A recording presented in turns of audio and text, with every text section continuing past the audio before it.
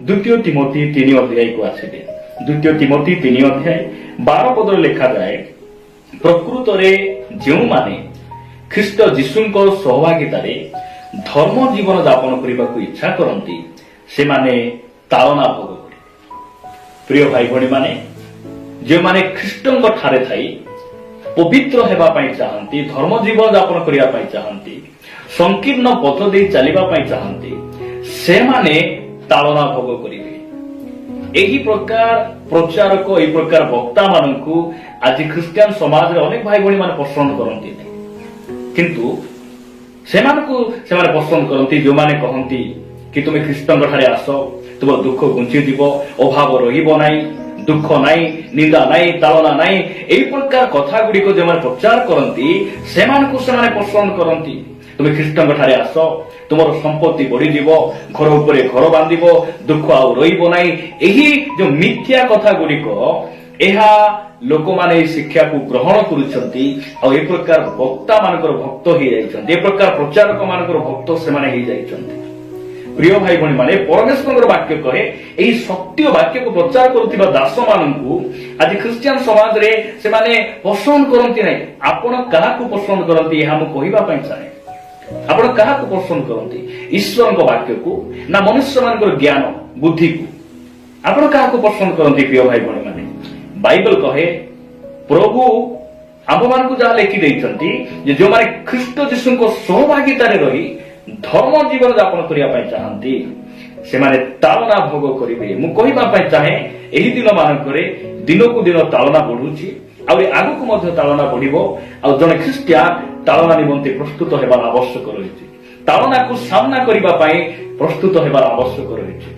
प्रभु यीशु ख्रीष्ट जो समय रे धरा पृष्ठ रे थिले से जहन लिखित सुसमाचार 16 अध्याय 33 पदरे कहले जे तुम्भ मानक निमंते जगत रे क्लेश अछि, किंतु मनुष्य माने कहउछंती जे जगत रे तुम पई क्लेश नै, दुख नै, अभाव नै।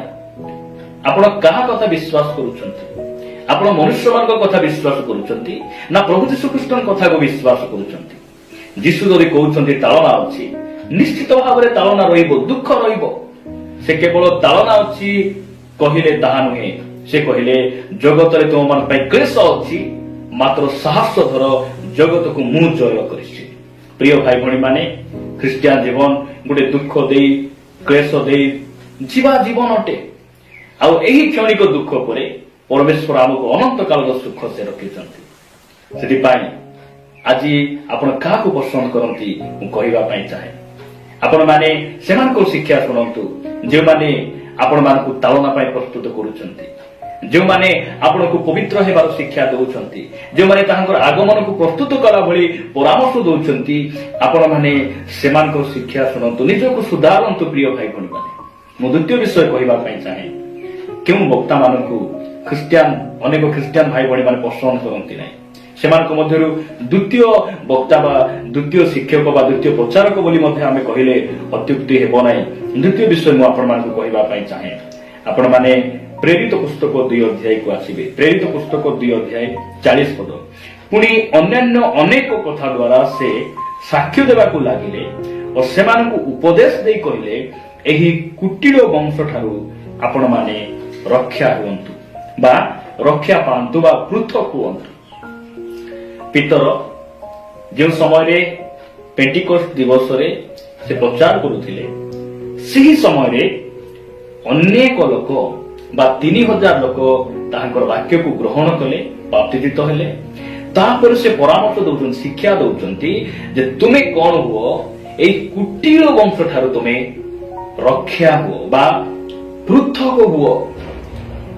आज क्रिश्चियन समाज रे पृथकीकृत विषय जो माने प्रचार करुछंती सेई वक्ता मानकु अनेक भाई भणी माने ग्रहण करंती। तुमे पृथक हुओ, परंपरार पृथक हुओ, तुमे जगतर पृथक हुओ, एही कथा को अनेक भाई भणी माने विश्वास करंती नै।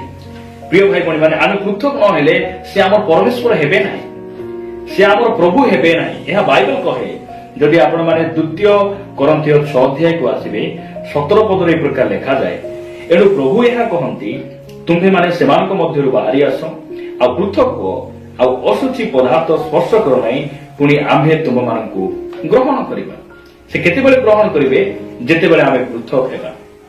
ଆଜି ଅନେକ ଭାଇ ଭଉଣୀ ମାନେ ସେମାନେ ମଣ୍ଡଳୀରେ ଅଛନ୍ତି, ମାତ୍ର ସେମାନେ ପୃଥକ ହେଇନାହାନ୍ତି।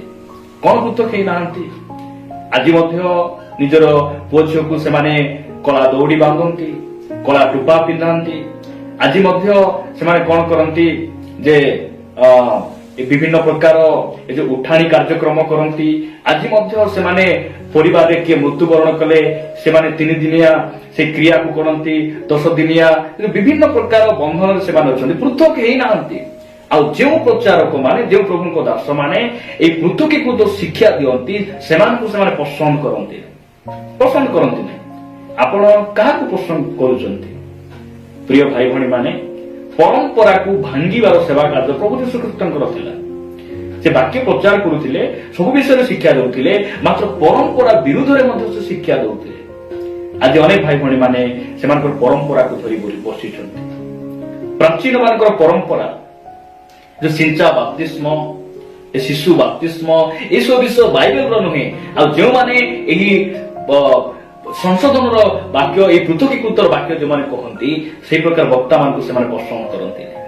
ପ୍ରଭୁଙ୍କ ନାମର ଗୌରବ ହଉ। ପ୍ରିୟ ଭାଇ ଭଉଣୀ ମାନେ, ପ୍ରଭୁ ଆମକୁ ଅନୁଗ୍ରହ କରନ୍ତୁ, ଆମେ ନିଜକୁ ସୁଧାରିବା, ପ୍ରଭୁଙ୍କ ନିକଟରେ ଆମେ ଫେରି ଆସିବା। ମୁଁ ତୃତୀୟ ବିଷୟ ଆପଣମାନଙ୍କୁ କହିବା ପାଇଁ ଚାହେଁ, ଯେଉଁମାନେ କି କଣ କରନ୍ତି ନାହିଁ, ସେଇ ପ୍ରକାର ବକ୍ତା ମାନଙ୍କୁ ପସନ୍ଦ କରନ୍ତି ନାହିଁ, ସେମାନେ କିଏ? ମୁଁ ଆପଣମାନଙ୍କୁ କହିବା ପାଇଁ ଚାହେଁ, ସେଇ ମାଥ୍ୟୁ ଲିଖିତ ସୁସମାଚାର 13 ଅଧ୍ୟାୟକୁ ଆସିବେ। ବିଶ୍ୱାସୀ ମାନେ କେଉଁ ବକ୍ତା ମାନଙ୍କୁ ପସନ୍ଦ କରନ୍ତି ନାହିଁ, ଏ ବିଷୟରେ ଆମେ କଥାବାର୍ତ୍ତା ହଉଛୁ।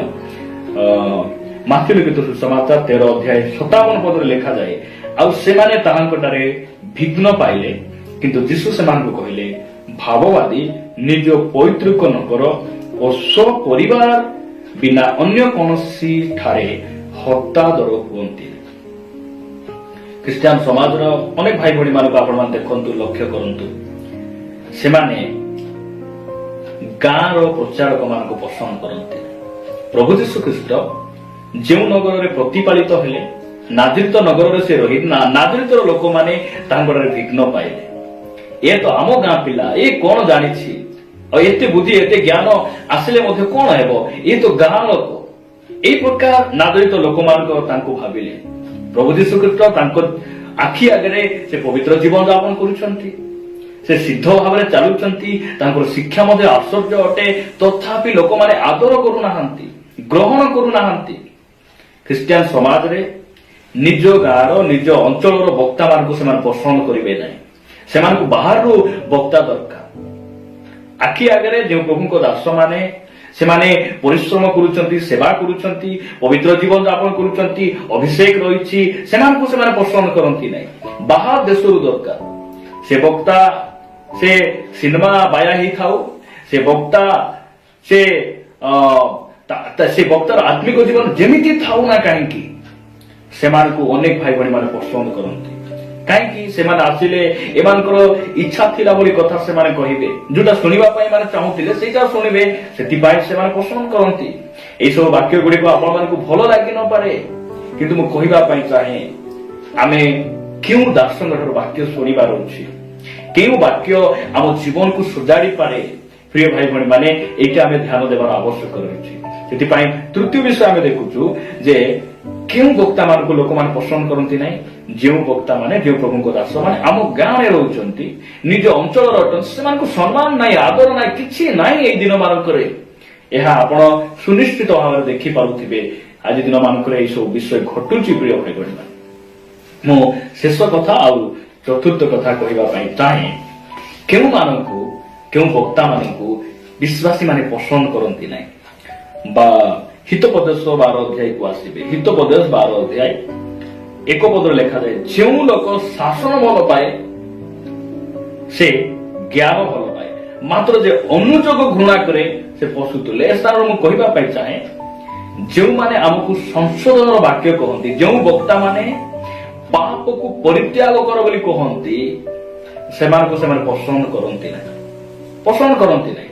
ଯେଉଁ ପ୍ରଭୁଙ୍କ ଦାସ ମାନେ ଆମକୁ ଅନୁଯୋଗର ଶିକ୍ଷା ଦିଅନ୍ତି, ପାପ ଛାଡ ଭାଇ, ପରିବର୍ତ୍ତନ ହେଇଯାଅ, ନହେଲେ ତୁମେ ବିନଷ୍ଟ ହେଇଯିବ, ଏହି କଥା ଯେତେବେଳେ ଆମକୁ ଯେଉଁ ବକ୍ତା ମାନେ ଆମକୁ କହନ୍ତି, ସେହି କଥାକୁ ଅନେକ ବିଶ୍ୱାସୀ ଭାଇ ଭଉଣୀ ମାନେ ସେଇ ବକ୍ତା ମାନଙ୍କୁ ସେମାନେ କଣ କରନ୍ତି, ରାଗି ଯାଆନ୍ତି। ଯଦି ଆପଣ ମାନେ ଲୁକ ଲିଖିତ ସୁସମାଚାର 13 ଅଧ୍ୟାୟକୁ ଆସିବେ, 13 ଅଧ୍ୟାୟ 3 ପଦରେ ପ୍ରଭୁ ଯୀଶୁ ଖ୍ରୀଷ୍ଟ କହନ୍ତି, ମୁଁ ତୁମ୍ଭମାନଙ୍କୁ କହୁଅଛି ନା, କିନ୍ତୁ ମନ ପରିବର୍ତ୍ତନ ନ କଲେ ତୁମ୍ଭେମାନେ ସମସ୍ତେ ସେହି ପ୍ରକାର ବିନଷ୍ଟ ହେବ। ଯେଉଁ ପ୍ରଚାରକ ମାନେ ମନ ପରିବର୍ତ୍ତନ କର, ନହେଲେ ତୁମେ ନର୍କକୁ ପଳାଇବ, ନଷ୍ଟ ହେଇଯିବ, ବିନଷ୍ଟ ହେଇଯିବ, ଏହି କଥା ଯେତେବେଳେ କୁହାଯାଏ ସେମାନଙ୍କୁ ଖ୍ରୀଷ୍ଟିଆନ ଭାଇ ଭଉଣୀ ମାନେ ପସନ୍ଦ କରନ୍ତି ନାହିଁ। ତୁମେ ପ୍ରାର୍ଥନା ଯାଇ ଯାଇ କାହିଁକି ତୁମେ ଅନ୍ୟ ସ୍ତ୍ରୀ ପଛରେ ଯାଉଛ ଭାଇ? ତୁମେ ପ୍ରଭୁରେ ରହି ରହି ତୁମେ ଆଉ କାହା ସହିତ କାହିଁକି କଥା ହଉଛ? ତୁମେ ଚର୍ଚ୍ଚରେ ରହି ରହି କାହିଁକି ମଦ ପିଉଛ? ଏହି ସଂଶୋଧନ ମୂଳକ ଶିକ୍ଷା ଯେତେବେଳେ ପ୍ରଚାରକ ମାନେ କହନ୍ତି, ପ୍ରଭୁଙ୍କ ଦାସ ମାନେ କହନ୍ତି, ଏହି ପ୍ରକାର ଦାସ ମାନଙ୍କୁ ଖ୍ରୀଷ୍ଟିଆନ ସମାଜରେ ଆଦର ନାହିଁ, ସମ୍ମାନ ନାହିଁ। ଆଜି ଦିନ ମାନଙ୍କରେ ପ୍ରିୟ ଭାଇ ଭଉଣୀ ମାନେ ମୁଁ କହିବା ପାଇଁ ଚାହେଁ, ପ୍ରଭୁ ଯୀଶୁ ଖ୍ରୀଷ୍ଟ ପୃଥିବୀରେ କାହିଁକି ଆସିଲେ? ପାପ କର, ମଦ ପିଅ, ଜୁଆ କର, ନର ହତ୍ୟା କର, ଏହା କହିବା ପାଇଁ ସେ ଆସିନଥିଲେ। ବ୍ୟଭିଚାର ପୃଥକ ହୁଅ, ପାପରୁ ପୃଥକ ହୁଅ, ମନ ପରିବର୍ତ୍ତନ କର, ଫେରି ଆସ, କାରଣ ଈଶ୍ୱରଙ୍କ ରାଜ୍ୟ ସନ୍ନିକଟ, ଏହା କହିବା ପାଇଁ ସେ ଏହି ପୃଥିବୀ ପୃଷ୍ଠକୁ ସେ ଆସିଥିଲେ। ପ୍ରିୟ ଭାଇ ଭଉଣୀ, ପ୍ରଭୁ ଆମକୁ ଅନୁଗ୍ରହ କରନ୍ତୁ।